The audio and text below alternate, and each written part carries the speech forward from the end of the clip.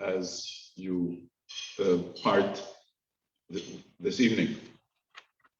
The keynote address for tonight, we called, the theme of this day, we called Not in Heaven. As it turns out, earlier today we celebrated a Brit in this community, and the Balatanya actually has a discourse on Brit Milah, where he points to the fact that when the Torah tells us, this mitzvah which I command you today, it's not beyond you and it's not far away. It's not in heaven. For if it would be in heaven, you would say,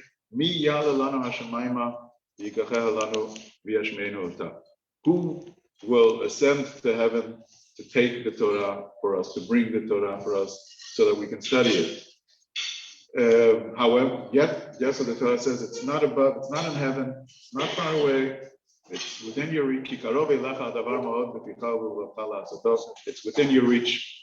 And so as we were preparing the program for tonight, concluding Tanya based on Kikarove Lecha, on a day that the non-Jewish world says to experience godliness, you have to ascend to the heaven. And here on earth, there's no godly experiences. Tanya and Torah in general teaches us that it's near to you and it's here on earth. It's not in heaven, but it's here on earth that we can perform the mitzvot and can act in Hashem's ways. As I was saying, the Brit Milah, actually, just to conclude this thought which I started, I'm taking way too much time. The words Mi Ya'ala Lanu Hashamayma, who will ascend on our behalf up to heaven, is the Rashi Tevot, is the acronym. If you take the first letter of every word, it's the Rashi Tevot Milah, Mem Yud Lamed Hey. The Sofei Tevot, if you take the last letter of every word, you're going to have the Yud and the Hey and the Vav and the Hey.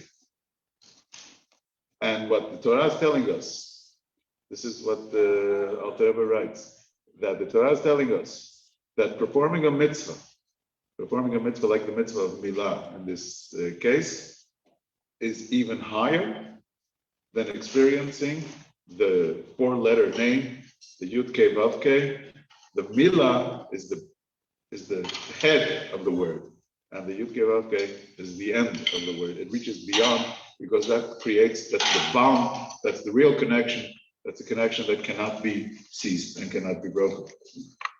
And so, how do we have this heavenly feeling and yet stay grounded on earth? Rabbi Dubov, director of Chabad of Wimbledon, a member of the executive of Chabad of the United Kingdom, is a busy man. But despite being a busy man, finds the time to study and to publish. You can actually, one of the advantages and disadvantages of the modern age is that you can find anyone, everywhere, anywhere. You can follow his lesson. You can many lessons online. You can follow his lessons online. Now you're seeing him in person. He published 16 books, if I remember correctly. He still has to catch up to Chai. We like the Chai number. And today, Rabbi Dubov will share with us his thoughts on how one can be within and stay above.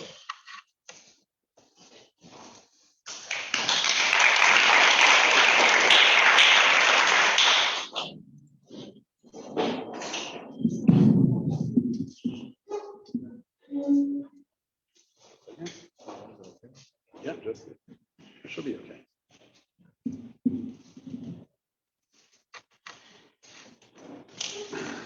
Reshut Rabbi Jacobs, Rabbi Vars, Rabbi Katzman, Rebbetzin Katzman. Ladies and gentlemen, do you remember BCE? You remember BCE? before the COVID era. 3 years ago was the last time that we had a communal Seder. Baruch Hashem, this year, we had a communal Seder. Hine matov umanaim shevet achim gam yachad. After 3 years, isn't it wonderful that we can have such an occasion, we can sit together and celebrate a cycle of learning Tanya with no social distancing, with no masks. Had to wear a mask on the plane today, it was a pain, but we got together. I just want to tell you a hilarious episode that happened in our Chabad house. We have a communal Seder. The hall next door is used by a group of people called Alcoholics Anonymous. Now, the English are famous for making fun of the Irish. So, as we were setting up for the Seder, an Irishman walked into the Chabad house. He walked into the wrong hall. And he sees tables set with wine galore on every single table. And he says to me in a deep Irish accent, he says, "What is going on over here?" So I said, "This is the religion in which we drink 4 cups of wine on this night." So he says, "Oh, I've been looking for this religion all my life."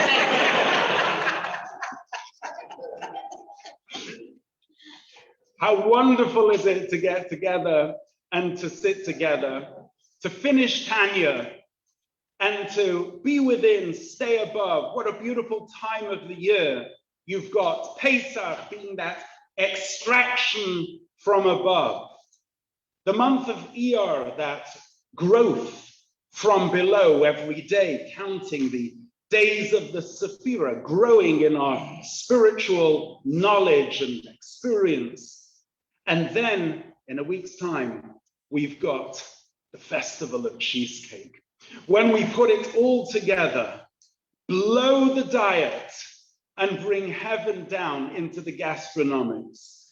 And what we do is we celebrate that marriage, heaven and earth, and we blend them both together. We stay firmly within, but we stay above. I'd like to share with you this evening 3 stories, 3 inspirational stories, which certainly changed my life, and I hope that they will change yours as well. Story number 1. There was a celebrated chassid called Rabbi Mendel Futterfass. You may have heard of him. By the way, since you have finished Tanya, let me preface the story with something I heard personally from Rabbi Mendel, and it made an impact on me. Rabbi Mendel said in Yiddish, "Der was nicht gelernt Perik Arif in Tanya," the guy who didn't learn the first chapter of Tanya, weiß nicht, dass hat ein nefesh abamis. He doesn't know that he's got an animal soul. Und der was nicht gelernt der zweite Perik in Tanya, weiß nicht, dass hat ein nefesh alikus. And a person who hasn't learned the second Perek of Tanya doesn't know that he's got a godly soul. I want to tell you, when I heard that from Rabbi Mendel, I was a kid. But it made an impact on me, because what he was telling me was, I'm not a schizophrenic. I'm not all over the place. I have genuinely an animal side to me, and I have a godly side to me. And I'm going to spend life in that struggle and in that milieu. And once I got it, once I realized that that's what it's all about, it's about being within but staying above, at least the path was open in front of me. Story number 1 from Mendel. I heard this story from him many, many years ago. I'm sure other people here have heard the story, but everybody heard it in their own way. This is what I heard. This is what I remember. And I'll adapt the story to the theme. Reb Mendel was sent courtesy of Stalin for many years to labor camps deep in the Soviet Union due to the fact that he was spreading Judaism, authentic Judaism, in the former Soviet Union. His wife actually was stuck in London, and it was only, correct me if I'm mistaken, those who remember, I think it was Harold Wilson on a meeting with Khrushchev, was that correct? That he managed to, in a deal, get him out of there. What did Reb Mendel do in some far-off cell? So on one occasion, he was in solitary confinement with a Cossack, a rough, coarse man. And they played dominoes to pass the time. You had a Chassid and a Cossack. You just couldn't think of two diametrically opposed people locked up for 23 hours in a cell together. So they played dominoes. And one day the Cossack tells him, "Oh, I want to tell you all about horses." And Reb Mendel thinks, "Oh, yeah, bro. The last thing I need to hear about is the price of a horse." And the Cossack started telling him a fascinating story. He says, "Let me tell you, you want to buy a regular horse? You buy a regular horse for 10 ruble. You want to buy a good sturdy horse, 30 ruble. You want to buy a racehorse, 100 ruble. But if you want to buy a Cossack horse, this is 1,000 ruble. That's like paying $1 million for a car. Like, what can it do already? Fly? You have a swimming pool in there? What exactly this is a bionic horse? What is it?" So he said, "What is so special about the Cossack horse?" So the Cossack told him, "I'll tell you. It actually depends on the way we catch the horse. What we do is we go out early in the morning. Horses are allergic to gunfire. And we go out into the outback and we find a pack of 300, 400 wild horses. And we're on horseback and we take our guns and we shoot them in the air. And of course, the horses are frightened and they start stampeding. And they stampede an entire day. They run them off their feet. And towards the end of the day, the Cossacks were not known for their compassion. At the end of the day, towards the sunset, they ran the entire pack of horses into a very fast-flowing river. So a horse can swim. So the horses, after running an entire day, tried to swim. And unfortunately, those that are exhausted, some of them just get taken downstream. Most of them try to swim, but the current in the middle is the strongest, and many are taken down as well. There are those that try to make it to the other side, but when the end is nigh, they can't anymore, and they too are taken down. Those that make it to the other side get up, you know how a horse can, and they just flop down and they nibble some grass, exhausted from the day's chase. And then the Cossack said, there may be, he said, there may be one horse that after chasing the entire day, after swimming through the fast-flowing river, will stand up, will look back into the river, and will see a friend which is drowning. And it will jump back into the river, it will bite it with its mane, and it will schlep it out and bring it to the shore. That's the Cossack horse. The Cossack said, that is the horse that cost 1,000 rubles. Reb Mendel thought to himself, one of the key teachings of the Baal Shem Tov was that everything you hear and see, you should learn a lesson for in your divine service. What is the lesson that we can learn from this? So I'd like to, if I can, translate the message into the theme. You know, when the Second Temple was destroyed in 70 of the Common Era, I think that was when the Cossacks shot into the air.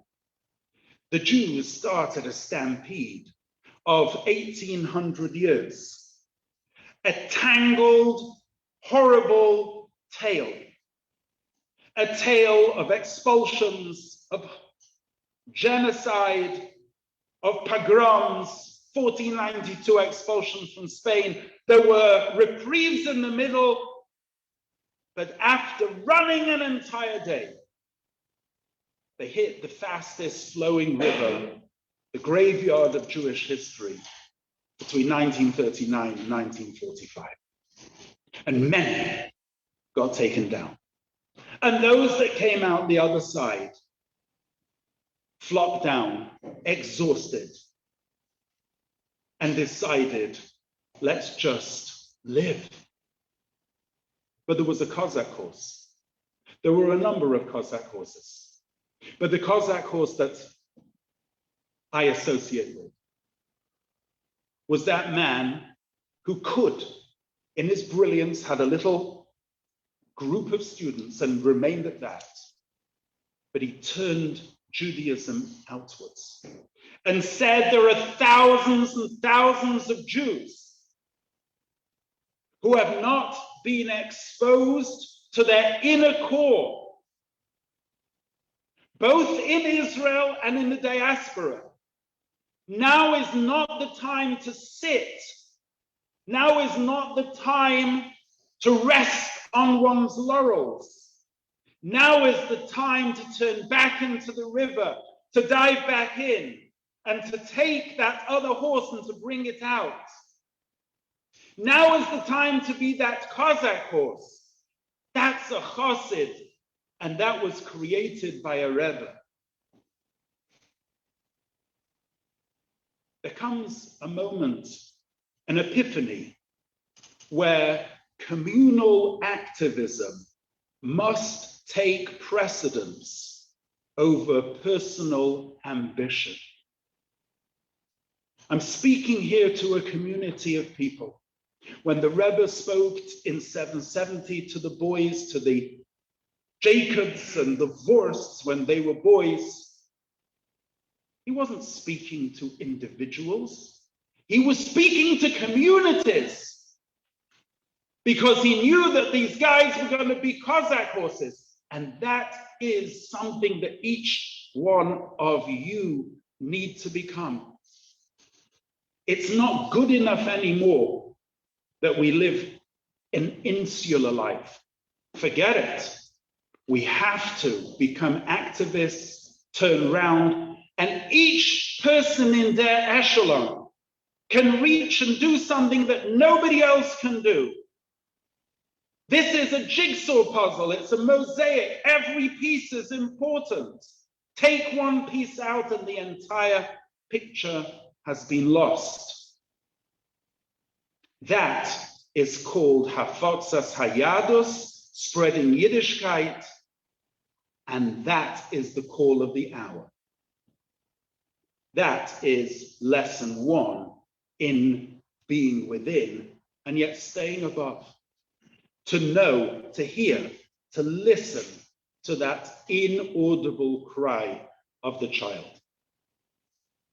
Story number two.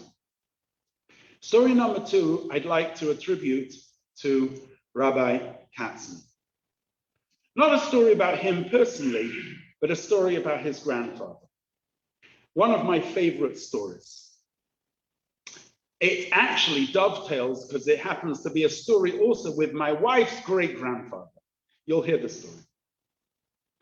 1931, 1932, the position of rabbi in Moscow went up.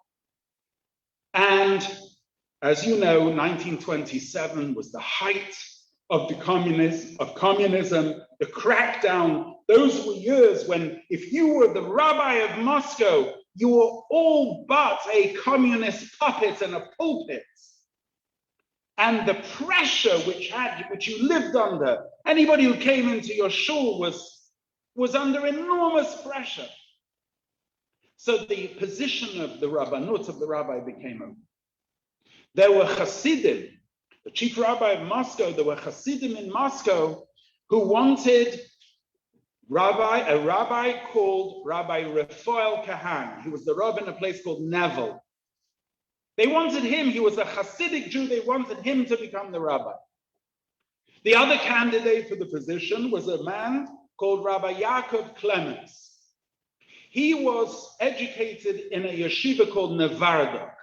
Now, those who know in the yeshiva world, Nevardok is from the Mussar movement. It was quite distant from a Hasidic environment. Now, my wife's great-grandfather was a rabbi called Rabbi Baruch Shalom Khan. He lived in Moscow. He was called Reb Baruch Shalom Moscow. That's what they used to call him. He campaigned with all his might that Reb Raphael the Chassid should become the new rabbi of Moscow, until one day they got a telegram from the previous Rebbe who was in Riga at the time, saying that you should appoint Rabbi Clemens as the chief rabbi. So the Hasidim in Moscow made a meeting. They said, we don't understand. We've been campaigning the whole time for Rabbi Khan. He's a Chassid. And now we just got a telegram from the previous Rebbe saying we should take the other guy. Does the Rebbe know what's going on over here? That's what one of them said at the meeting. My wife's grandfather picked up a chair and he said, anybody who doesn't vote for Clemens will get this over his head. And the meeting ended. In other words, if the Rebbe said something, that's it. And they appointed Clemens. There was a Jew in Leningrad called Rabbi Chaikel Chanin, who was your grandfather. He was, at that time, not married, a member of the Leningrad synagogue. The Hasidim in Leningrad decided they got to find out who is this guy Clemens. They knew of him, but they didn't know what was his feelings towards Hasidim. So they decided they're going to send a representative from Leningrad to Moscow to find out who is this guy. Chaikel Chanin, his grandfather, arrives in Moscow, and he is given the honor of staying in the rabbi's house. He said, I'm visiting. Can you mind if I stay? But yeah, if you want to stay, come, stay. And he witnessed the following. It says a few days later, a Jew, an elderly Jew, comes into Rabbi Clemens. And he says, can I ask you a question? Yeah, sit down. He said, I've been a good Jew all my life, and I've kept Shabbat all my life. He said, when communism came in, I had to take a position in a factory. So I tried the best. If I didn't work, I wouldn't have an income. If I wouldn't have an income, we'd starve. It's pikuach nefesh. I must work in order to put bread on the table. But I tried as best as I could not to work on Shabbat. And now they've elevated me into the position of leadership in the factory. If I don't do so, all the eyes are on me. If I don't work on Shabbat, they'll imprison me. Me, my family, we're dead. What should I do? So Rabbi Clemens tells him, tell me, what do you need to do? So he said, I need to sign papers. So he said, sign with a shinui. You know what a shinui is? When you do it in an awkward way, a backhanded way with your left hand or your right hand, do it. What else do you need to? You need to turn machines on, do it with your elbow. All sorts of ways around halacha he was giving him to how he could keep Shabbat and not keep Shabbat simultaneously. At the end of the meeting, the Jew burst out crying. And he said, Rav Clemens, why did Hashem do this to me? My whole life I kept Shabbat. Why now at the end of my life do I have to go through this? and Rav Clemens also burst out crying. They sat together holding each other's hands, completely wet with the tears of both of them. Chaikel Chanan watched what was happening and was truly deeply impressed. But that wasn't the end of the story. A day or two later, another guy comes in with seemingly almost the same question. He was more learned. He came in and he sat with the Rav and he said to him the following. He said, look, I have been placed in a factory, and yes, we need to work on Shabbos, but, and he started telling the Rav all sorts of Talmudic loopholes with this and that, and he seemed to be very learned, and what seemed to be happening is he was sort of asking and angling for the Rav's permission to do what he wanted to do. Chaikel Chanan saw that Rabbi Clemens' face was going redder and redder during the meeting. And at the end, when this man finished, the Rav stood up with a burning face and he says, you came to ask me such a question? You, Kadietska Corpus, you have to go in fire in order to keep Shabbos. How dare you come to ask me such a question? And he threw him out like a dog. Chaikel Chanan was astounded.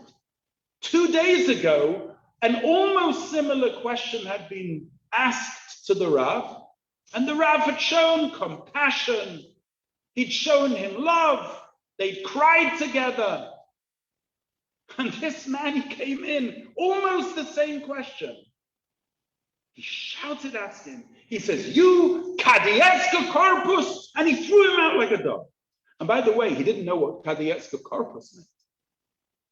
So Chaikel Chanan sort of says to Rav Clemens, can I ask you, why, 2 days ago, this guy came in and you gave him one answer, and now a similar question was asked, and you threw him out like a dog. Why? What's the difference between the two? And Rav Clemens said the following. Do you know what Kadietska Corpus is? He said, I have no idea. He said, let me tell you. He said, the Tsar needs bodyguards. But the Tsar, when he picks his bodyguards, he doesn't pick any shmerel. The Tsar, when he needs bodyguards, he takes kids, he places them in a special military school for 15 years. They're given the best training in shooting, in fencing, in hand-to-hand combat. These are what you'd call in America SEALs. What you'd call in England, we call them, I don't know what to call them in Holland, special forces. Huh? You don't have these guys. But in England, in America, they're called SEALs. This is Kadietska Corpus. Do you know who this man is? So Chaikel Chanan said, no, I don't.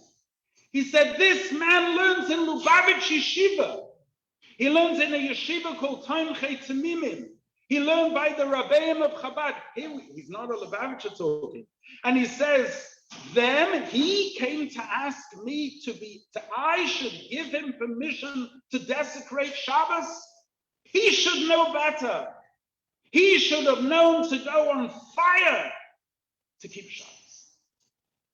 Chaikel Chanan packed his bags. He said, thank you, Rav Clemens. I have a good day. He went back to Leningrad and he said to the Hasidim, guys, the Rebbe knew what he was talking about. What was the difference between the two Jews? Why did the Rav say this to him and this to him? And the answer is very simple. You've learned Tanya. When you learn Tanya, you come into contact with a deeper reality. You look through the veneer. you look beneath the surface. You see that in life, what is life in the Hasidic vernacular? It's an ongoing manifestation of divine creativity, of the divine artist, the hand within the glove. That's what you can see when you learn Tanya. To put it in the lexicon of Hasidus, Olam is behischadshus and elokus is bepshitus. Godliness is obvious. The question is, what is the world? They tell a story about Jonathan Sachs that he learned in Kfar Chabad for a few months. So he was once studying with a Lubavitcher boy in Yeshiva in Kfar Chabad. And the boy in the middle of the learning turns around to Jonathan Sachs and he says to him, do you know what the difference is between me and you?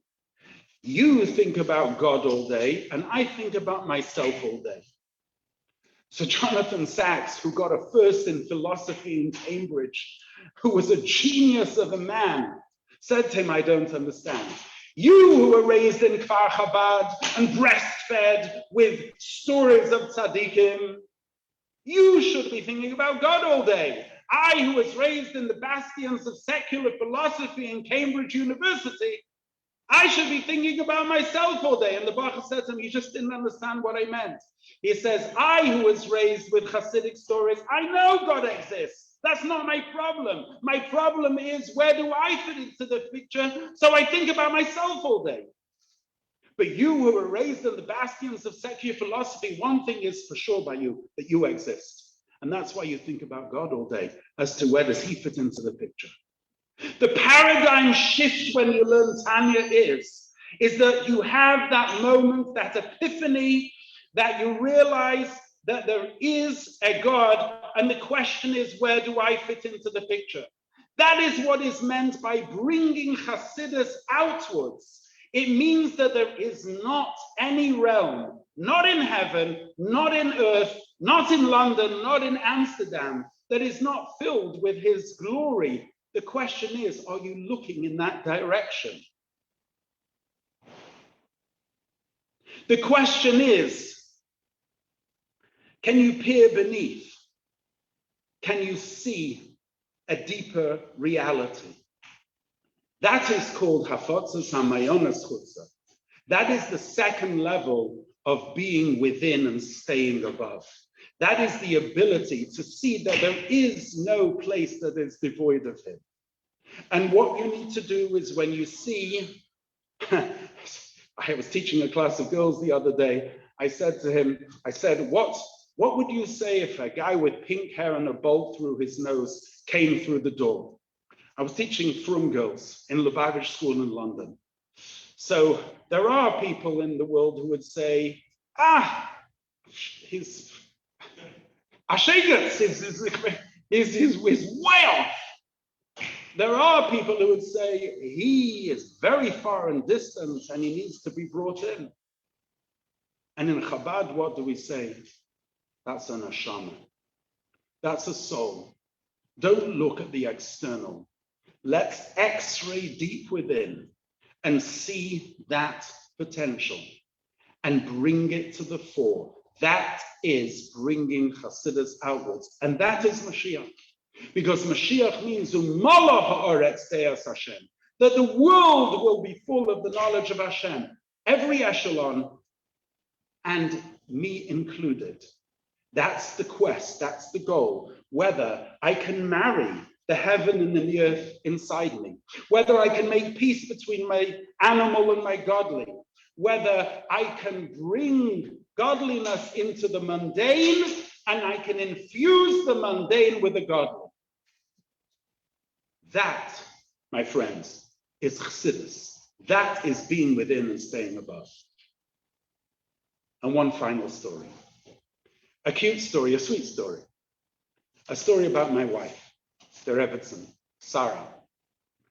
My wife, Sarah, was 2-3 years old. Her father had a birthday, and it was customary, he lived in New Haven, Connecticut, to go to the Rebbe for your birthday and have what was called a yechidus, a private audience. And so he took his only daughter with him. The only problem is audiences with the Rebbe started at 9 o'clock at night, and went till 4 o'clock in the morning. How do you keep a 2-year-old up at 2 o'clock in the morning? So he found the obvious solution. You give them lollipops. And so my wife was plowed with one lollipop after the other, and she was having a great time until my shver, my father-in-law, ran out of lollipops. He had one left, and he didn't know what to do. So he thought, you know what? I'll give it to her, but I'll leave the wrapper on. She was 2, she couldn't take it off. So at that moment, the Rebbe's door opened, and my father-in-law was ushered in with my wife into the private audience without any further ado. Sarah goes straight up to the Rebbe, and she says, my father won't take off the wrapper. Can you do it for me? So the Rebbe took the lollipop, plastic. He said, make a bracha. She made a bracha. My father-in-law was falling through the floor at the time. She made, and then the Rebbe gave her back the wrapper, and she said to the Rebbe, no, thank you. I don't need that. You can keep that. It's such a beautiful story. Every person in this room is a lollipop. Every person has a sweet neshama. But we have wrappers. And the job of a Rebbe is to take that wrapper off. The job of a Rebbe is, and when I say Rebbe, I mean Chassidus, I mean Tanya, the Likutei Torah, whatever it is, Yechida, it's the essence, the quintessence. It's the deeper reality. It's the oneness in creation. To take that wrapper off and to allow each one of us to grow up, to mature spiritually, and step beyond the physicality, the materialism, the lust, the desire, the glitz, the glamour, and to be able to invest in eternity. And when we do a mitzvah, that's exactly what we're doing. You learned in Tanya, Savsa v'chibur, 613 commandments, 613 connections. Ladies and gentlemen, we're coming to Shavuot. The lesson is simple. Be within. We all need to live within this world. And it's a fractured world. It's such a difficult moment to live in. So many crazy things are happening. And yet, the eyes that could see further said that we're living in a moment of Mashiach.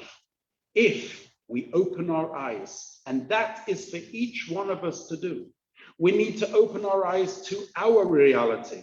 Even if you have been chasing all day, even if you have swam through that river, and even if you just be able to get out the other side and just think about yourself, the Rebbe calls you to turn around and help another.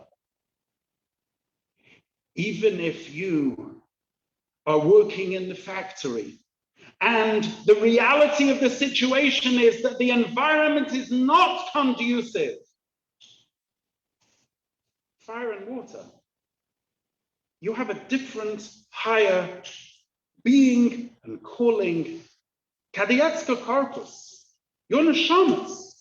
Your Yidden. Where's your Gaon Yaakov? Where's your Jewish pride? And remember, at the end of the day, you're a beautiful, sweet lollipop. No impurity can defile the Modeh Ani. Like we said beforehand in the class, the Modeh Ani, our Modeh Ani, will always remain intact. Thank you very much.